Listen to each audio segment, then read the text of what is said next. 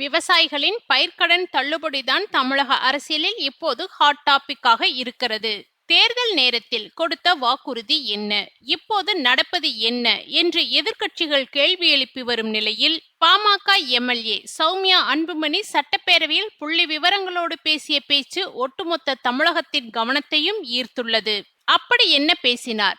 அதாவது கடந்த மே 25, 2026 அன்று முதல்வர் விஜய் ஒரு அறிவிப்பை வெளியிட்டார். கூட்டுறவு வங்கிகளில் சிறு குறு விவசாயிகள் வாங்கிய பயிர்க்கடன் தள்ளுபடி செய்யப்படும் என்று அரசாணை வந்தது.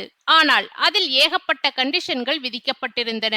அதாவது கடந்த 1 மே 25 முதல் 28 பிப்ரவரி 26 வரை வெறும் 10 மாதங்களில் கடன் வாங்கியவர்களுக்கு மட்டும்தான் இந்த திட்டம் பொருந்தும் என்று கூறப்பட்டது. ஆனால் தேர்தல் வாக்குறுதியில் முழுமையாக தள்ளுபடி செய்கிறோம் என்று சொல்லிவிட்டு இப்போது என்ன தவணை முறையில் மாற்றி மாற்றி அறிவிக்கிறீர்களே என்று எதிர்க்கட்சிகள் கேள்வி கேட்டு வருகிறார்கள். இந்த கேள்வியைத்தான் பாமக எம்எல்ஏ சௌமியா அன்புமணி சட்டப்பேரவையில் மீண்டும் எழுப்பியிருக்கிறார். பாட்டாளி மக்கள் கட்சியில் நாங்கள் விவசாயிகளை எங்களுக்கு உணவளிக்கும் கடவுளாகவே பார்க்கிறோம்.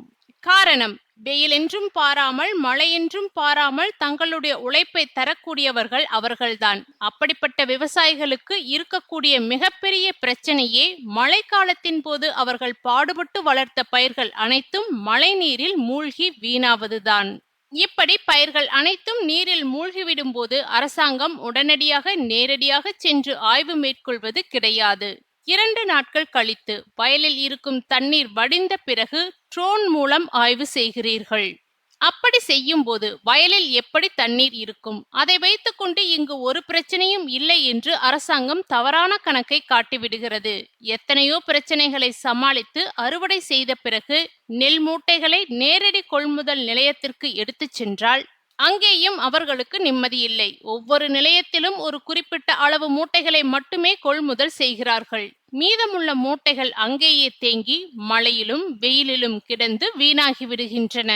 இப்படி எத்தனையோ துயரங்களை சமாளித்துத்தான் நம் நாட்டு விவசாயிகள் விவசாயம் செய்து வருகிறார்கள். இந்த இழப்புகளை சமாளிக்க முடியாமல் அவர்கள் பல்வேறு வங்கிகளிலும் வாங்கிய கடனை திருப்பி செலுத்த முடியாமல் தவித்து வருகிறார்கள்.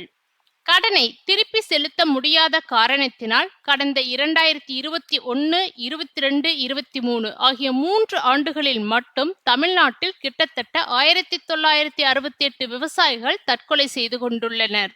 அப்படியானால் தமிழ்நாட்டில் தினமும் சராசரியாக 2 விவசாயிகள் தற்கொலை செய்து கொள்கிறார்கள் என்றுதானே அர்த்தம்.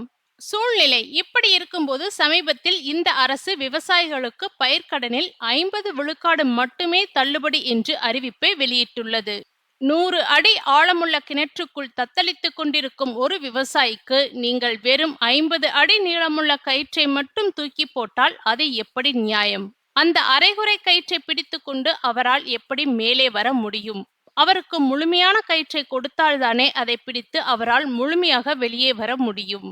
அதே போலத்தான் இந்த திட்டமும் அமைந்துள்ளது. விவசாயிகளின் பயிர்க்கடனை இந்த அரசு முழுமையாக தள்ளுபடி செய்ய வேண்டும். விவசாயிகளுக்கான பயிர்க்கடன் தள்ளுபடியை அரசாங்கத்தின் செலவாக கருத வேண்டாம். அதனை அவர்களின் வாழ்வாதாரமாக கருதி முழுமையான கடனையும் தள்ளுபடி செய்ய வேண்டும் என்று கோரிக்கை விடுக்கிறேன். ஒரு அறையை சிறு ஒளி நிரப்பி விடுவதைப் போல் ஆளுநர் உரையில் இந்த சமூக நீதி கணக்கெடுப்பு குறித்து அறிவிப்பு இருந்தது. மழை வெயில் என எதுவும் பார்க்காமல் வேலை செய்பவர்கள் வேளாண் மக்கள். பயிர்க்கடனை முழுமையாக தள்ளுபடி செய்வதை செலவாக பார்க்காதீர்கள். விவசாயிகள் வாங்கிய பயிர்க்கடனை முழுமையாக தள்ளுபடி செய்ய வேண்டும் என்றெல்லாம் கேட்டுக்கொண்டுள்ளார்.